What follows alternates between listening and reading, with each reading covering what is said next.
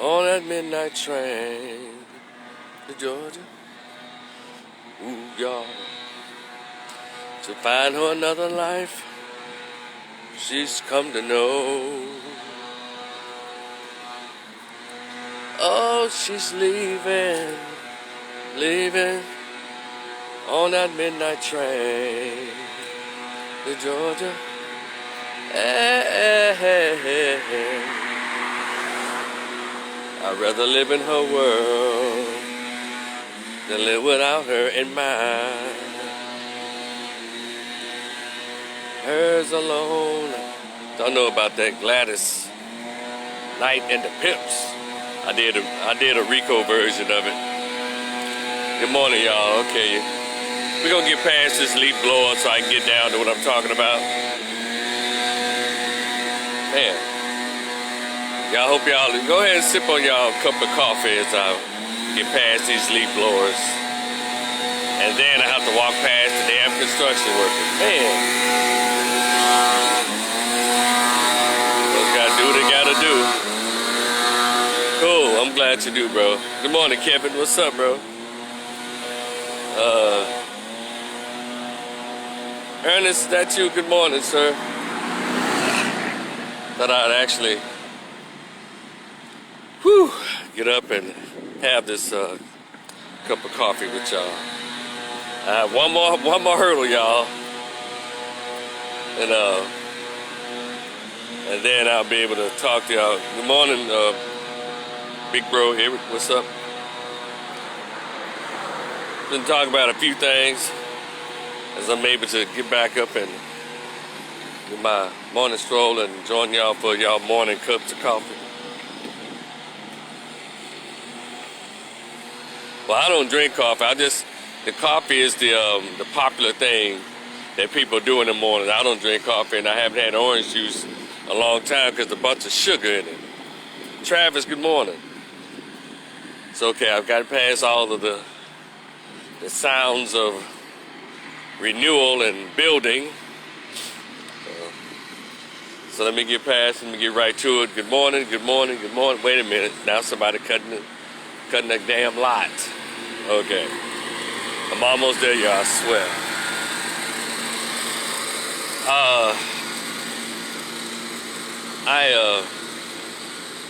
Let's see. Okay. All right, because like I'm not going to get any peace. So, okay, y'all. There's a few things I just want to share with y'all. I have a list of things. I wrote them in order, but I'll start from the top and work my way to the bottom.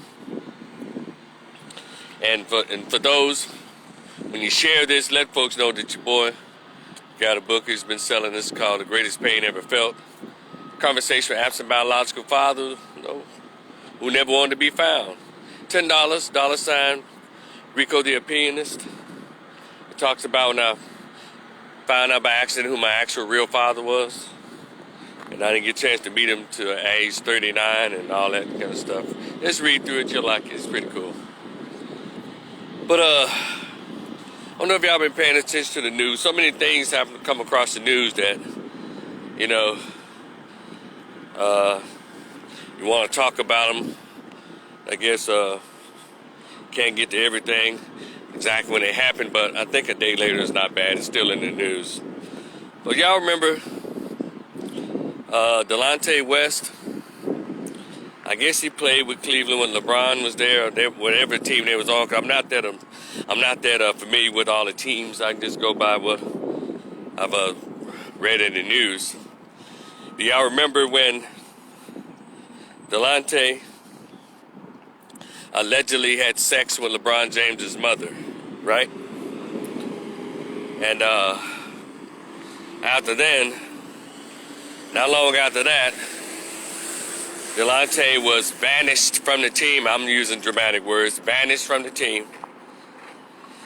And later on not to be heard from the NBA again. And that began the process of LeBron leaving Cleveland to go elsewhere. And so that began the banishment and the punishment, in my opinion, of Delonte West. And then we later find out he's wasn't doing so great out here outside the NBA. Matter of fact, he was homeless. We saw a video of him getting beaten up and body slammed under a highway, on a highway and shit, and stomped.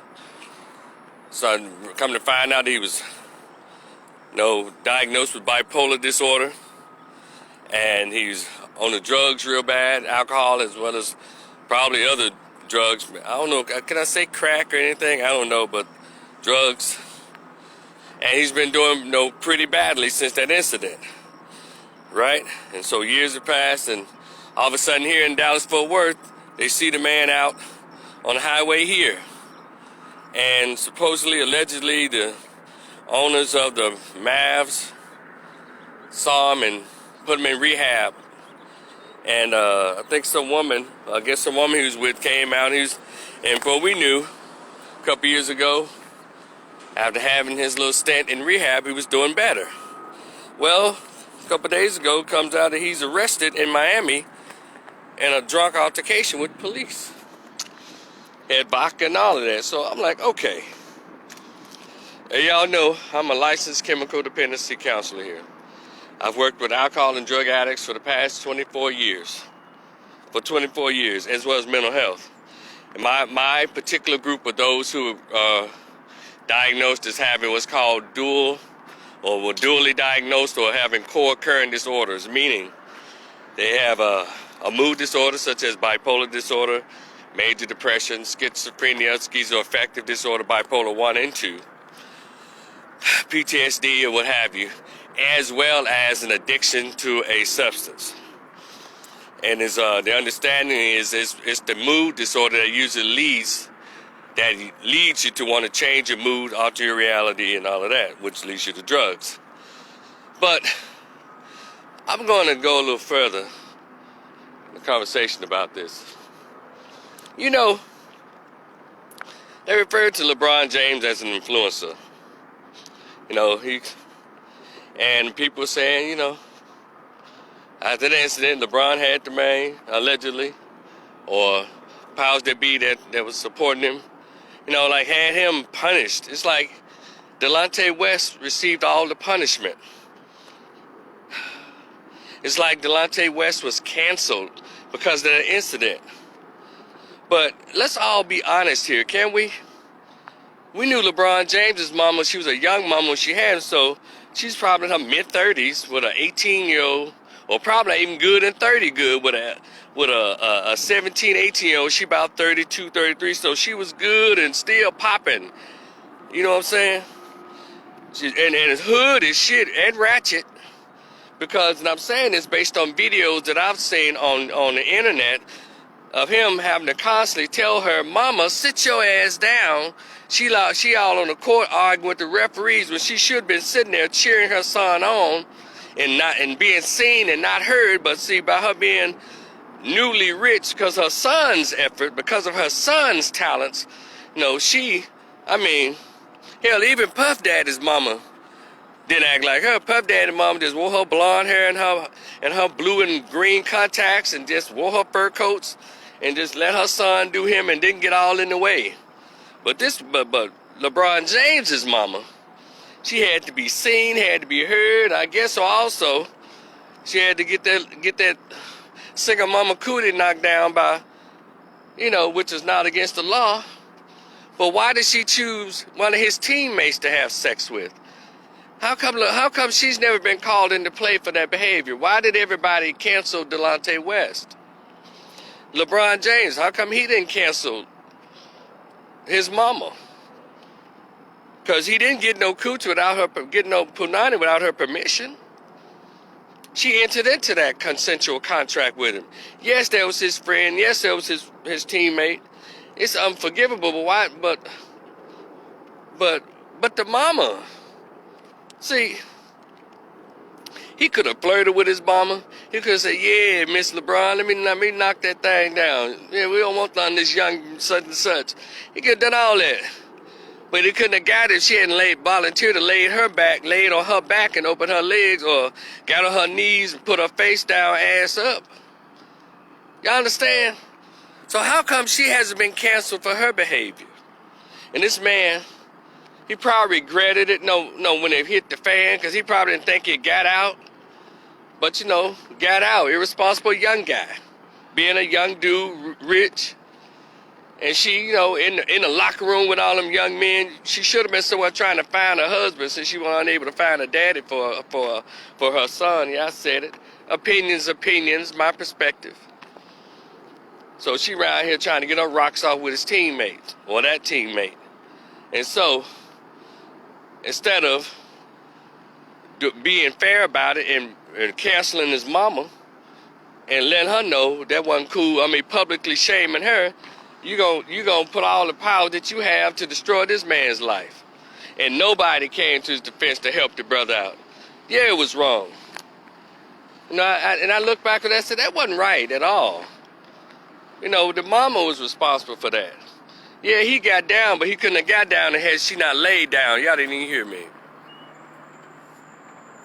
Whoa, and Kevin Matthews said, and she's still giving up the cookies.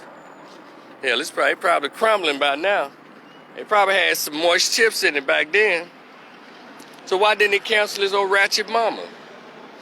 And I said all that to say, LeBron, man, the man is struggling because I think that incident and all the stuff that came, when you're in these professional sports, you got that machine all around, and you got somebody who's a golden boy, a blue chip player like a LeBron, and he bringing in all the money, so everybody's gonna kiss his ass. I like to think after all these years, he's matured to the point that, he can say, I think if he's matured to the point where he's like, you know what, it wasn't just that man's fault.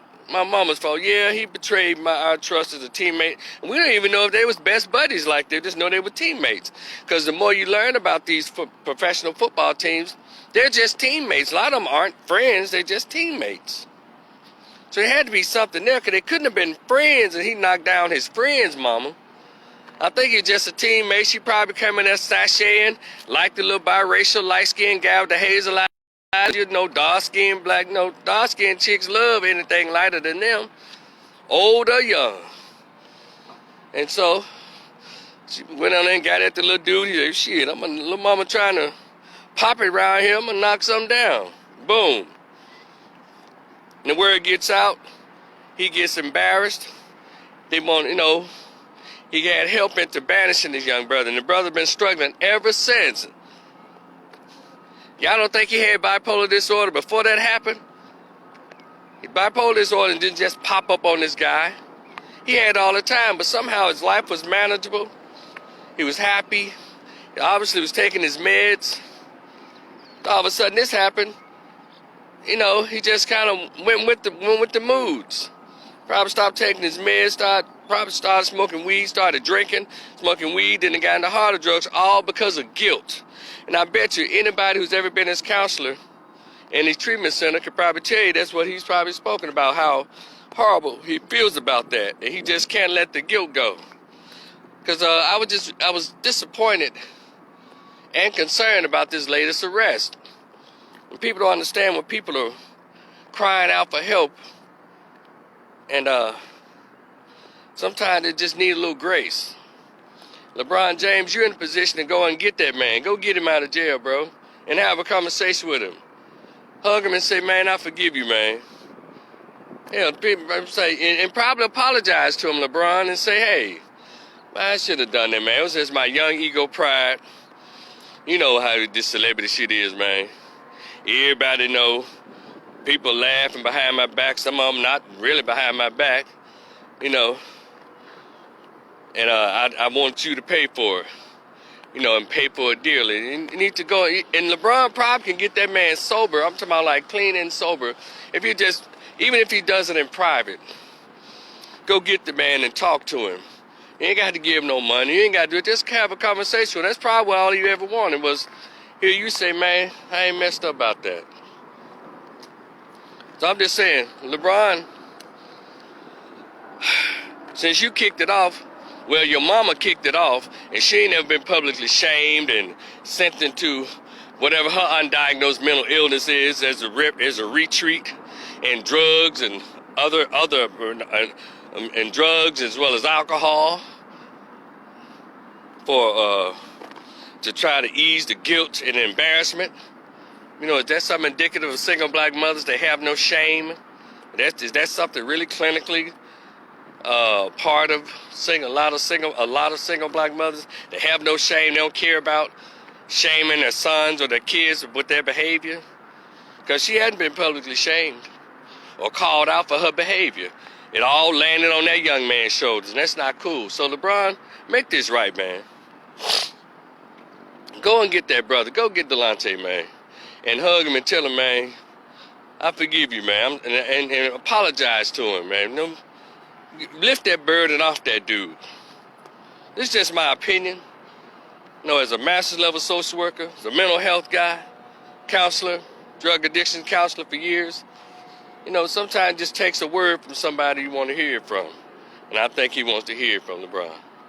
I mean, I think it'd be helpful if you heard that word of grace and forgiveness from LeBron. I'm just saying, bro. You ain't got to. I'm just saying, bro. Number two, my next topic is, did y'all read the story about a woman being raped on the train in Philadelphia, I guess, or the subway or what have you? And people just kind of stood around as it was happening, even pulled their phones out and recorded it. And the woman pushed the man off of him. And I was reading the story, and people were they were there, and they just kind of like, nobody just moved or said anything. And he said there were people on their phones, but they appeared to have phones pointing in their direction as it was happening. And they named the guy, 35-year-old man. He said that he knew the lady. Now, this is what he said. He said he knew reportedly said, I knew the lady, I just couldn't remember her name. He said it was consensual, but I couldn't remember her name. I said, what kind of weird ass shit is that? You knew her, but you didn't know her name, but you went to feeling on her and groping her, grabbing her body parts, and she reported, I pushed him off of me, tell him to stop, move, man, gone. He went on, kept going, pulled her pants down, and proceeded to take care of his business. And people were recording it, so I haven't seen any of this stuff on social media. But it goes to say, like, hey, this recording thing is really tough out here. I mean, people would rather just record and watch someone literally get raped and die. It's crazy. This technology is a blessing and a curse, double-edged sword. It's a shame. And if that really happened like that, it's just a damn shame. But we've all talked about how, you know what, we're so over this shit. So over people standing around watching people getting beat to death and beat on and stomped on and nobody breaking stuff up. People are over this shit. We're tired of it. And it's getting worse. And I know people say, well, you're scared to intervene. Well, people are afraid to intervene because people are dying from intervening. Well, they don't die if more than one person intervene. Now, if you got one person trying to break something up, well, something can happen. But if there's 20 people standing around and 12 people intervene, I guarantee you, everybody be all right. There are people that's so sick that they will watch 5 people beat up one person and everybody just pull out their phones. Nobody try to throw a garbage can top, throw a beer bottle. You know, let's go back to the George Floyd thing. There were people recording instead of busting those cops in the head with beer bottles, broom handles or something, you know, and even though that cop, Chauvin, should be burning in hell. You know who else should be sitting in there waiting for their turn? That black dude and other people who were recording. And they want to give all these goddamn awards to the little teenage black girl. I guess she was 17, 18, 19. They want to give her some kind of hero's award for recording it. She wasn't the only one recording. There was a lot of people out there recording it. So how come she get all these awards? And see, y'all about to make me talk about how black females benefit off the birth and death of black men, but I'm not going to do that today. Now that dude, he's screaming, hey, so you feel like a tough guy? You feel like a tough guy right there? That's all you can do? You're real tough, huh? As the man continues to add pressure to the man's throat. And then he's going to get his little ass on TV. The very guy, the black dude, he got on one of those shows, I think with Cuomo. You know, I'm trained in Taekwondo. I was very disciplined that day. Because if the old me from 3 years earlier, I would not have had that discipline to tell that guy, hey, man, what do you feel like a big man right now? I'm like, man, what was your Taekwondo right then and there? You had a corner store right there. Everybody could have bought a Snapple. You know how they make real bottles? Everybody could have bought a Snapple. At least 2 people could have bought a Snapple Bot and chunked it at their ass. See, what it would have done was it would have broken that up. And you threw that bottle, bust Chauvin in the head, bust the police car window out, and then it would have caused them to cause a backup, and then they would have broken that up. He would have been arrested and still alive. So that is, for me, the worst case of videoing and not intervening. It doesn't make any damn sense. Standing around watching somebody just choke somebody's life out like that. And then the girl gets a goddamn award for videotaping it. Get out of here. When I saw that, I said, oh man, turn my damn TV off. Change the channel. This is stupid. Fuck, she gets an award for videotaping. There's several people out there videotaping. So I guess all of them deserve a plaque or something, right? I want to tell y'all, black men, pay attention. But anyway, I just think it was just terrible that happened to the woman and all those people on the train that stood there and watched it. It's terrible. And I hope we just need to do better and become more conscientious as a society. We see somebody's being attacked or whatever, don't, you know, even if you can't, if it's not just you, at least dial 911. Say the people even dial 911. According to the article I read in USA Today, the cops, the local police officer said they didn't receive not one 911 call as the incident took place. Can y'all believe that? And let me throw something else in there. And again, me being a mental health guy, I see, you know what? It might have been some sicko, what do you call that shit? Not peeping Tom, it's, what is the word they call the people who get off on watching? It might have been some of that weirdo shit going on, subconsciously or consciously, watching a sex act. You know, I'll come up with the word in a minute. Voyeurism, there you go. Might have been some voyeurism going on, watching it going down and people recording it. And play it back later for when you get a chance to pleasure yourself to it. Yeah, I'm going all the way there. I don't trust people. People are weird. Y'all dig? But anyway, I hope that lady, you know, she's going to need a lot of counseling. She's going to be angry. She's not going to really care for society that much after that. And my final topic. Let me read these comments. Let's see, Kevin says, LeBron James' mother is finally facing the music for slapping a valet at the Fontainebleau in Miami last year. Okay. Kevin, nobody tried to stop him. That's crazy. You want to watch and not help. Yeah. As it relates to the train incident. You're exactly right. And so my final topic on this is, y'all know the shooting that happened in the Arlington area, Arlington Mansfield area out here, right? And the young man, Timothy Simpkins, he's the one who's in the video being beaten by the 15-year-old, Zacharias something.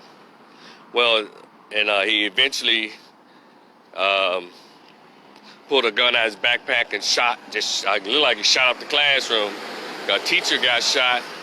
I think a couple other students were wounded, and the guy The 15-year-old was shot 4 times, and he's just reportedly, according to the news, he recently got out of the hospital yesterday. And I guess he's going to be going through a slow recovery. And but also, let me keep going. Allegedly reported, according to news outlets, New York Post and others, they're saying that the boy, Timothy Simpson, who is identified as the bullied party, you know, he was released, you know, we know all that, released on $7,500 bond and all that. It was $75,000, but he paid $75,000. His folks allegedly, these were pictures posted on social media, threw him a welcome home party. And it's pictures of him, you know, picking up, holding his family, and they're like celebrating him being home. I'm like, well, damn, he was just, he didn't go to Parchment or nothing for 10 years. He just went in jail and bond right out. And also, I need to see a video, because they have pictures up there, but I don't know if they were just celebrating or not. You know, you can see pictures and all that, but thing is, my point is, the family and the young man seem to think that he's got his bully alibi down pat. I mean, he doesn't think he needs to do anything to help his case along. And also, do they think this is over? And I noticed when they walked up to the courthouse, it was just him and all women. No, you didn't see any men around. And so it had to be a woman's idea to throw him a party. Female shit. Throw him a party. If they allegedly threw the party. So I saw the pictures, and, you know, it had to be them posting up pictures of them. We glad to have him home. That kind of stuff. I'm like, wait a minute. Young man, if you are the victim, you sure not acting like, you know, you're the bully victim. And I think they believe that they have this thing beat, but mister, we got you on the being bullying part. We see the videotape, and the guy was obviously saying, yeah, N-word on blood, N-word. We saw all of that. But somehow they're still trying to paint him as some kind of victim. All right. And I want to say to this Timothy Simpson, son, you need a PR person. You need a PR person. Because whoever your lawyer is, he or she is not doing you any favors. And your family members aren't doing you any favors either. You should have been out there, man, trying to look different. Probably could have done what's called a press release and expressed how sorry you were for all that happened. We probably can't say that because it might be admission of guilt, but ain't no admission of guilt here. We know you did it. Hold on, this motherfucker on this tractor behind me. Okay. Maybe I need to walk a little faster. But,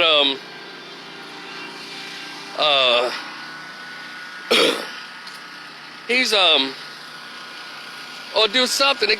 He needs a PR person. Because I think after that whole story broke about him, you know, supposedly being thrown a party after he came home from after being bonded out after 1 day or maybe 4 hours, they act like he came home for like after served 10 years or something. And it's already weird that they throw a party for people who get out of jail. But, you know, and anybody who come out of college, they don't be greeted with no party and no barbecue and all that kind of stuff. And so, but it's the black community. Not all, but y'all know what I'm talking about. And so, they got him home. He picked up his little cousin, whoever that little toddler was, that little kid was, and with his cousins and sisters, or whatever those women or females were in the pictures. But now is not the time for that. Now is not the time. So it was a bad look. And they still are not acting like that. That's the weirdest thing. The family is not behaving as if he's actually shot other people. He shot other people. He's supposed to be somewhere at least feeling traumatized and seeing a therapist. The mama said, well, he needs to see a counselor. Has he been doing that? Has he been going to therapy? That'll help your case, son. Yeah, if I can get in touch with you, I'll have a conversation with you about all this shit. Because you need a PR person, son. You can't be walking around here like you got the case beat. These folks not going to have you. You shot up at a suburban school. This wasn't no inner city school that you shot up in. And you shot a little skinny, young white teacher. Young man, white man. you shot other students, those parents want revenge, son. And so I'm saying all that to say this. I was watching the news last night, local news, on Fox 4 in Dallas. They had a meeting at the little art center there in Mansfield, the big, nice little art center. They have little programs and stuff, right? And all the families and stuff. And the police chief of Arlington was there, black dude they just elected. And he said, and you go look up the article, he said there was no evidence. He said on the news, we can't say or cannot say that there's any evidence of any bullying. Did y'all hear what I just said? See, those parents and that man's family were not going to just let you be the bullied victim and let everything go. See, what they're going to do is they're going to flip around and make the boy who was beating your ass the victim and you the villain out of it because you haven't been doing your part. Meaning, a lot of us believe that you've been bullied, but you would, based on poor advice and people making the wrong moves, well, they're finna switch this around on you. And guess what the police chief said, son? We happen to have information that he was also involved in some hard activities. See, I saw a YouTube video where the kid was saying that you was allegedly selling weed, which led to you being robbed and pistol whipped by that older brother of the 15-year-old and other people. See, but I heard that and I said, so what? What's that got to do with anything? Still doesn't deserve to get robbed and made to get naked. Still doesn't deserve any of that. But see, they're going to try to use all of that. They're not going to let this you young black male be a victim of bullying. So they're going to try to tie in gang and drug use, all that to it, all simply because you weren't advised, young brother, to keep your head down. Maybe get a haircut, change your clothes, go to another school and start school again. I don't know if you could have transferred, because I don't think they were letting him back into school. I don't know. He didn't have anybody advising him. It's not too late. He still can say, go to counseling, go to therapy, and talk about how that was the traumatizing experience for him and look different. Stay off of social media, tell his female relatives to keep him off of social media, and they stay completely off social media discussing anything about this. Oh, God. But yeah, son, this was about to happen, man. I meant to get on here early a while back and say this, but when I saw it on the news, I wasn't shocked. I said, damn, they ain't even let you slide like this, son. I hope you didn't think you were going to slide because you shot other people. But anyway, I just want to share that. Young brother, lay low, get a PR person to work with you on this thing. It's going to be a long haul. It's going to be tougher than what you think. Now you have to prove, even though we saw you being attacked and everything, you got to prove that you actually feared for your life and you're actually being bullied. Because they're going to bring everything out. Whatever you're doing, it's going to be brought out. All right? So thank y'all for listening to me this morning. It's a real beautiful morning. And I'm finna go and y'all enjoy the rest of your cup of coffee too. And I'm finna go and just enjoy the rest of the day. Y'all be cool. We'll talk again in the future. Peace, y'all.